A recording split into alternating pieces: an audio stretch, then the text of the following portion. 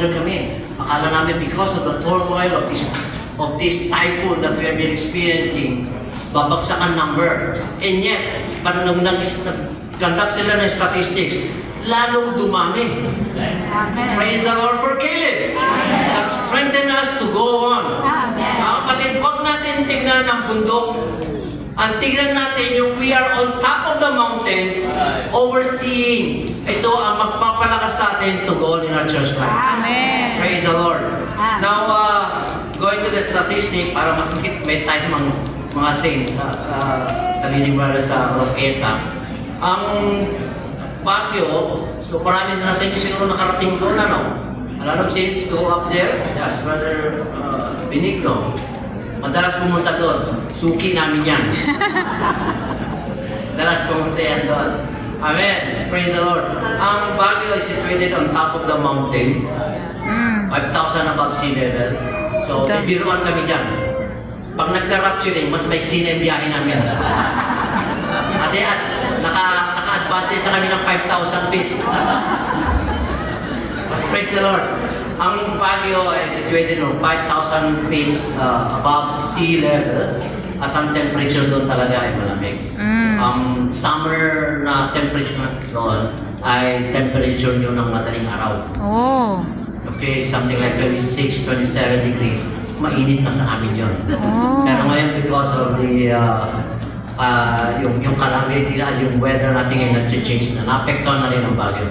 But anyway, ang Baguio was established. Ang church in Baguio established way back 1967. It is one of the oldest church in Luzon.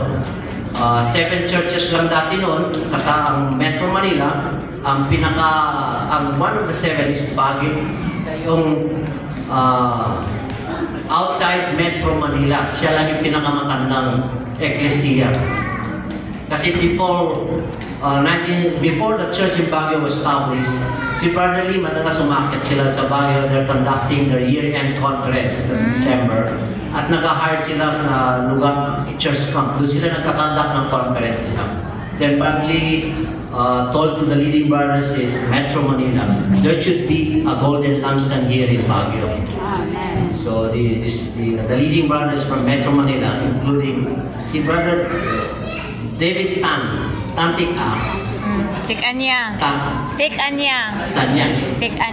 Took the lead to propagate in Baguio.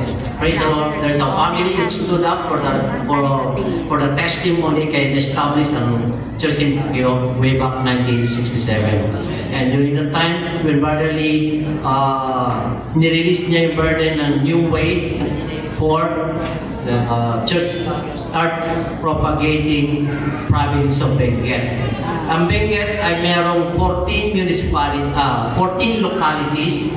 Out of these 14, 13 ang municipalities, isang city which is Baguio City.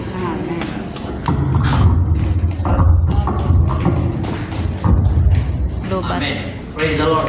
Kaya ang nandito ngayon ay 4 na locality. Ang Baguio established 1967, Trinidad was established 1988, Tublay 1995, Tuba 1992. Ano bang isa? Okay. Praise the Lord. Ang Iglesia ng Baguio ay naging propagating church. Almost more than 20 localities were established, including the province of La Union. Praise the Lord.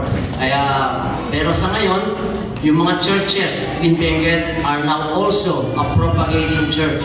Amen. Which they will also go up and propagate, mag-recover ng mga eklesiyang nawala ng pagpupulong. Amen. Praise the Lord for the church recovery. Amen. Amen. For the dwelling Christ na nanatili sa atin. Ang Baguio kasi noon, sabi natin, hindi kilalang-kilala yan. It is the summer capital of the Philippines, kilala even in abroad. So during that time, maraming churches ang umaakyat sa Baguio at nakikipag-blend sa amin. So magmula nun, hindi na huminto ang blending doon. So during that time, isa lang yung meeting hall natin, maliit pa yun. Okay, heritage pa yun. Yung design nun is 1950. Ang design ng building na yan at kahoy. Okay, during that time, we have a problem with the accommodations. Praise the Lord, yung accommodation noon, katulad ng ginawa niyo sa mga bahay-bahay. Okay? Na nag-accommodate din kami na lang ilang 2 to 3 years. Ginawa namin yon. Then eventually, mas lalo na maraming umaakyat. Kaya nagkulang na yung bahay. So we came up into prayer. Brother Liu told us, you need to buy a bigger lot. A bigger lot. Tayo yung meeting. Sabi namin, i-renovate na lang itong all one. No, too small. Get a bigger one. So, praise the Lord, we have a blending center na doon sa Baguio. Okay? Merong seating capacity ng around 2,000 seating capacity. Okay? We can accommodate around 400 accommodations pwede doon. Dormitory type. Praise the Lord. Ang hall 1 ngayon ay dati ay luma. Ngayon ay natatapos lang last year. Ang hall 1 natin bago na siya yung katulad binanggit natin mga kapatid. Amen. Praise the Lord. So, una, salamat sa inyong mainit na pagtanggap sa amin. Amen. Praise the Lord. Tunay nga, through going out, nawawide din yung ating pagkaunawa. Sabi namin na sa brothers, we are not here not only to visit you, but to learn more from you.